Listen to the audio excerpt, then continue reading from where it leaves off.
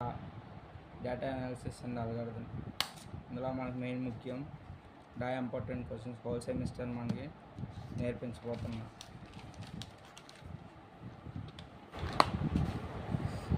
Unit 1 వచ్చేసి మనకి define and algorithm, right the characteristics of an algorithm. First question, define time stamp complexity and space complexity. Next, third one, define asymptotic notations and explain all. Fourth one, explain Master's theorem and its problems. మన first unit చూసుకుంటే 1, 2, 3, 4 ఈ 4 important questions మనకు చాలా అవసరం. మనకి ఇంకా చాలా ఉన్నాయి, కాకపోతే హోల్ సెమిస్టర్ కవర్ చేయాలంటే ఒక 10 డేస్లోన అదంతా పాసిబుల్ కాదు. సో మనం ఇంపార్టెంట్ వైజ్ క్వశ్చన్స్ మనం నేర్చుకుంటే మనకు చాలా ఉపయోగపడుతుంది. దాన్ని మన తెలుగులోన నేను క్లారిటీగా చెప్తాను, కాకపోతే మనం ఫస్ట్ సిలబస్ అందులో ఏమేమి ఇంపార్టెంట్ క్వశ్చన్స్ ఉన్నాయో అవన్నీ చూసుకున్నాం. అసలు సెకండ్ యూనిట్స్కి వచ్చేసరికి mid sort, quick sort, Strassen's matrix multiplication, Kruskal's algorithm, Prim's algorithm, fractional knapsack problem, job sequence, deadlines, Dijkstra's algorithm. ఇవన్నీ మనకి టోటల్ 8 క్వశ్చన్స్ ఉన్నాయి. ఇక్కడ మనం చూసుకుంటే పార్ట్ ఏలో 1, 2, 3 ఈ 3 క్వశ్చన్స్ వరకు ఇచ్చే ఛాన్స్ మనకు ఉంది. Next Kruskal's algorithm, Prim's algorithm, fractional knapsack problem, job sequence with deadlines and Dijkstra's algorithm. Remaining 5 చూసుకున్నట్లయితే మనకి ఈ పార్ట్ బికి వచ్చే ఛాన్స్ ఉంది.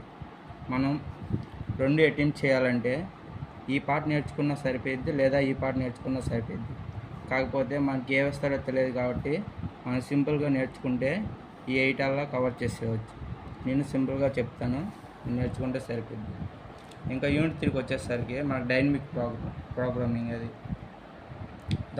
ఇందులో ఫ్రాక్షనల్ నాప్సాక్ ఉండిద్ది, ఇందులో 0/1 ఫ్రాక్షనల్ నాప్సాక్ ఉండిద్ది. ఇది డైనమిక్, ఇది ఫ్రాక్షనల్.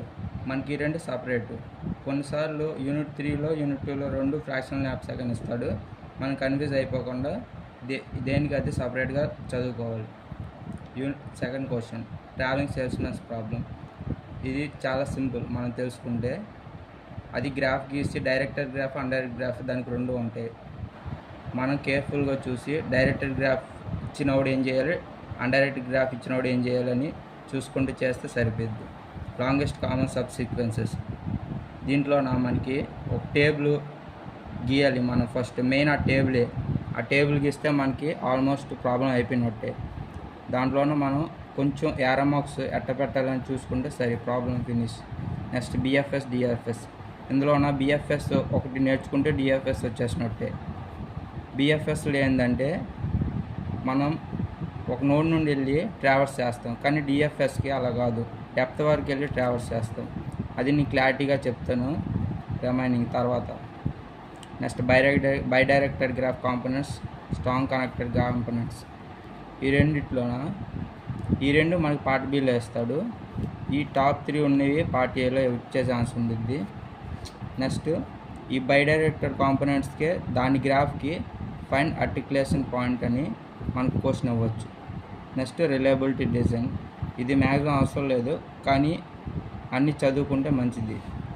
నెక్స్ట్ యూనిట్ 4 నుండి మనకి ఉన్నయే 3 క్వశ్చన్స్. ఆ 3కి మించి ఎక్స్ట్రాగా ఏది ఇచ్చే ఛాన్స్ లేదు. 99% ఈ 3 క్వశ్చన్స్ ఇచ్చే ఛాన్స్ ఉంది.